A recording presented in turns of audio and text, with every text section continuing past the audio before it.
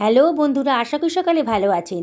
আজকে কাতলা মাছের দারুণ স্বাদের একটা রেসিপি নিয়ে এসে হাজির হয়েছি।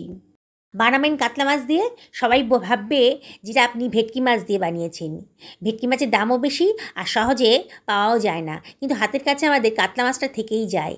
আর সেই কাতলা মাছ দিয়ে কিন্তু অসাধারণ টেস্টি রেসিপিটা আমি বানিয়ে ফেলেছি। আপনার শেষ পর্যন্ত ভিডিওটা দেখুন, আশা করি আপনাদের ভীষণই ভালো লাগবে। অল্প খরচে দারুণ স্বাদের একটা রেসিপি, মানে অত্যধিক দামি একটা রেসিপি কিন্তু আজকে তৈরি হয়ে যাবে। আমি 4 টুকরো কাতলা মাছের পেটির পিসটা নিয়ে নিয়েছি। এখানে পেটির পিসগুলোই আমার কাজে লাগবে। সামান্য একটুখানি লবণ দিয়ে দিলাম, 1/4 টেবিল চামচ মতো। লবণটা দিয়ে খুব ভালো করে মাছের গায়ে মাখিয়ে নিচ্ছি। দেখুন, খুব ভালো করে মাখিয়ে নিতে হবে, প্রতিটা মাছের গায়ে লবণটা ভালো করে ঢুকে যায়। একটা ফ্রাই প্যান গরম করতে দিয়ে দিয়েছি, আর ওখানে 1 টেবিল চামচ মতো সাদা তেল দিয়ে দিলাম। তেলটা ফ্রাই প্যানের ভেতর ভালো করে ছড়িয়ে দিলাম। এবার কাতলা মাছের টুকরোগুলোকে আমি ফ্রাই প্যানে দিয়ে দিচ্ছি। গ্যাসের ফ্লেমটা মিডিয়াম টু হাইতে রেখেছি, আর এপিট ওপিট একটু উল্টে পাল্টে ভেজে নেব। খুব কড়া করে ভাজবো না, মাছের কাঁচা ভাবটা যখন চলে যাবে সেরম করেই ভেজে নেব। দেখুন, ভাজা হয়ে গেছে। আবার এগুলোকে আমি অন্য একটা পাত্রের ভেতর তুলে রাখছি। এবার এটাকে আমি ঠান্ডা করতে দেব। এবারে এক টুকরো মাছের গা থেকে আমি, দেখুন, মাছের ছালটা টেনে ছিঁড়ে নিচ্ছি। হাত দিলেই পরে কিন্তু এই ছালটা বেরিয়ে আসবে। সামনের পোর্শনে একটু কাটা ছিল, এটাকে ছুরি দিয়ে আমি কেটে নিচ্ছি। দেখুন কীভাবে করছি। এবার মাছের গা থেকে সমস্ত ছালগুলো আমি টেনে বার করে নিচ্ছি। এই ছালগুলো ফেলে দেব না, এই ছালগুলো দিয়েও কিন্তু আমি ফ্রাই বানিয়ে নেব। এবার মাছের গা থেকে কাঁটাগুলো বার করে নিচ্ছি। দেখুন, পেটির মাছ থেকে কাঁটা বার করা কিন্তু খুবই সোজা। আমি কিন্তু মাছটা ভাঙবো না, ওপর থেকে আস্তে করে আঙুলের সাহায্যে এই কাঁটাগুলো বার করে নিচ্ছি। দেখুন, ওপরে পোর্শনে কাঁটাগুলো বেরিয়ে গেছে। এবার সাইডে একটু হাত দিলেই যেখানে খচখচ করবে সেখান থেকে কিন্তু আমি এইভাবে কাঁটাগুলো বার করে নিতে পারবো।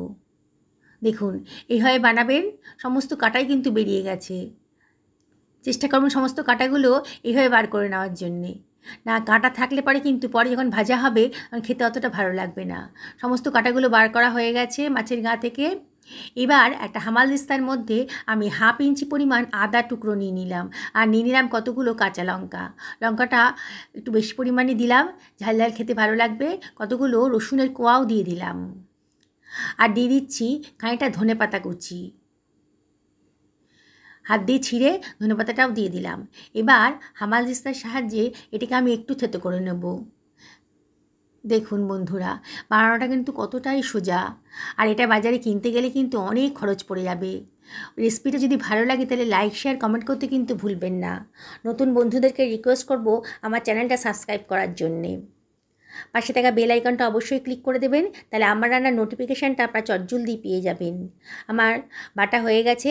এবার এর ভেতরে আমি 1 টেবিল চামচ মতো তেল দিয়ে দিলাম, আর দিয়ে দিলাম 1/2 টেবিল চামচ মতন লবণ, আর দিয়ে দিচ্ছি 1 টেবিল চামচ মতন, 1 টেবিল চামচের কমই হবে, কর্নফ্লাওয়ার দিয়ে দিলাম। দিয়ে সব কিছু খুব ভালো করে মিশিয়ে নিচ্ছি। হয়ে গেছে। এইবার এই যে বানালাম মশলাটা, সেটা আমি প্রতিটা মাছের গায়ে খুব ভালো করে মাখিয়ে দেব। দেখুন বন্ধুরা, যত ভালো করে মাখাবেন এই রেসিপিটার টেস্ট কিন্তু ততটাই ভালো আসবে।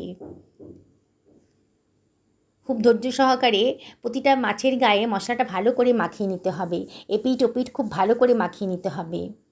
একবার যদি বানিয়ে খান না বন্ধুরা, তাহলে বারে বারে বানাতে ইচ্ছা করবে। যাকে খাওয়াবেন সেই কিন্তু আপনাকে জিজ্ঞেস করবে যে কেমন করে বানিয়েছেন।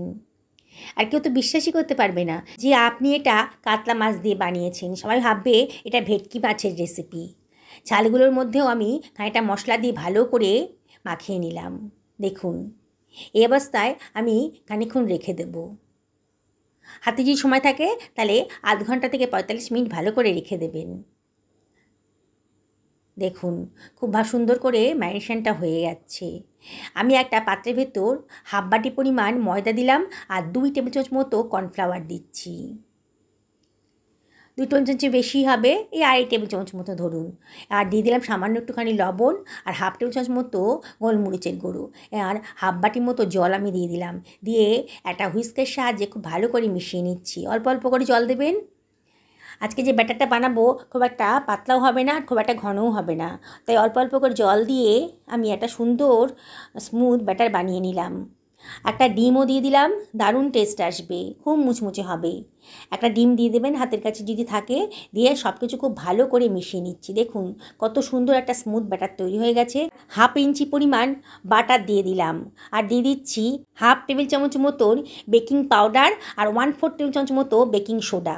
এবার সব কিছু খুব ভালো করে মিশিয়ে নিচ্ছি। দেখুন বন্ধুরা, বাটারটাও ভালো করে গলে গেছে, সুন্দর একটা স্মুথ পেস্ট তৈরি হয়ে গেছে।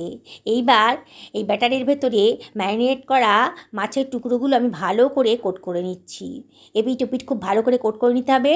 আর একটা ফ্রাই প্যানে আমি পর্যাপ্ত পরিমাণ তেল দিয়ে দিয়েছি, এই 5 টেবিল চামচ মতো সাদা তেল দিয়ে দিয়েছি। তেলটা বেশ গরম হয়ে গেছে। এইবার গ্যাসের ফ্লেমটা মিডিয়াম টু লোতে রেখে আমি মাছের টুকরোগুলো দিয়ে দিচ্ছি। দেখুন বন্ধুরা, বানানোটা কতটাই সোজা।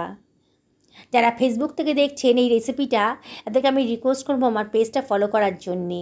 দেখুন আমি একটা চামচ দিয়ে ওপরে একটু তেল ছড়িয়ে ছড়িয়ে দিচ্ছি, তাহলে ওপরটাও খুব সুন্দর করে ভাজা হয়ে যাবে। গ্যাসের ফ্লেমটা কিন্তু মিডিয়ামে রাখতে হবে, নাহলে কিন্তু বাইরেটা ভাজা হয়ে যাবে আর ভেতরটা কাঁচা কাঁচা থাকবে। এবারে চামচ দিয়ে আমি এপিঠ ওপিঠ খুব ভালো করে উলট পালট করে নিচ্ছি।